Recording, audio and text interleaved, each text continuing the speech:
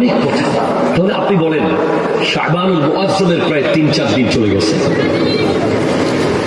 এই মাস কত দিক থেকে গুরুত্বপূর্ণ আপনি দেখেন। একটা হলো আমাদের জান কবজের লিস্ট আল্লাহ দিয়ে দেবেন এই মাস। সুতরাং আপনি অন্তত আগামী ২৬টা দিন এমন ভাবে চলবেন যে যেন আজরাইল আলাইহিস সালামের হাতে কোনো কারণে যদি লিস্ট যায়, আপনার নাম যায়, আমার নাম যায়, যেন আমি মসজিদে আছি, তখন আমি আল্লাহ জিকিরে আছি, তখন আমি বাবা মার খিদমতে আছি। ২৪ ঘন্টা ভালো কাজের বাইরে কিছু করা যাবে না এই ২৪ দিন। কারণ এডিক্ট হয়, লিস্ট এডিক্ট হয়। আরো জোরে বলো না সুবহানাল্লাহ, জোরে বলো না। কোরআন বলছে ইয়ামহুল্লাহু মা ইয়াশাউ ওয়া ইউযবিতু ওয়া ইনদাহু উম্মুল কিতাব। আল্লাহ চাইলে তকদীরের লেখনী রেখে দিতে পারেন, চাইলে মুছে ফেলতে পারেন। আল্লাহর কাছে আছে উম্মুল কিতাব, তকদীরের উপরে আরো একটা রিজার্ভ ফান্ড আল্লাহর কাছে আছে।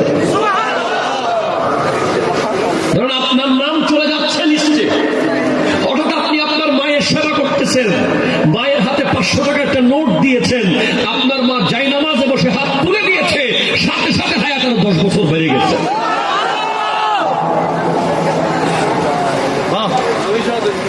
আপনার নাম চলে যাচ্ছে লিস্টে।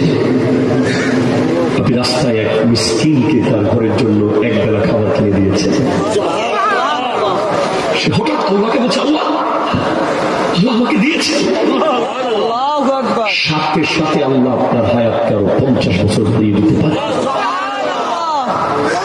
আপনি আপনার উস্তাদকে পায়ে ধরে কদম চুমু দিয়ে সালাম করেছেন, অনেক বড় হয়ে গেছেন আপনি, কিন্তু হঠাৎ আপনার প্রাইমারি স্কুলের শিক্ষক যে আপনাকে আলিফ বা শিখিয়েছে, বক্তব্যের হুজুরকে দেখেছেন, হুট করে ওনাকে সালাম করে ফেলেছেন, একটু খেদমত করেছেন, উস্তাদ এমন দোয়া করেছে, আপনার খাতার লিস্ট সাথে সাথে এডিট।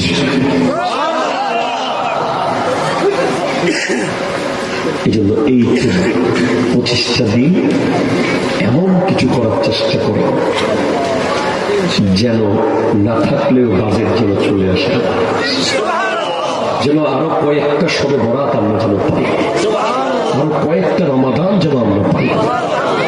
প্লিজ